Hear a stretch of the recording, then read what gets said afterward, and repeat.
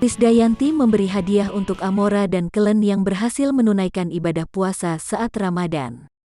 Amora dan Kellen adalah anak Krisdayanti dari pernikahan keduanya bersama Raul Lemos. Sejak pandemi, Krisdayanti dan Raul Lemos berpisah sementara. Raul Lemos tetap berada di Dili, Timor Leste, sedangkan Krisdayanti tetap berada di Jakarta.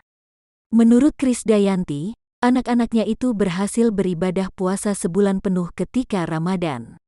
Sejak awal puasa, Amora dan Kellen sudah minta hadiah jika berhasil puasa sebulan penuh.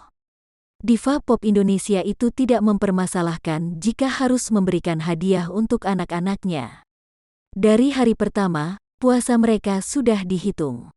Dan hadiah ini bentuk penghargaan untuk mereka, ujar Krisdayanti, Kamis tanggal 13 Mei tahun 2021.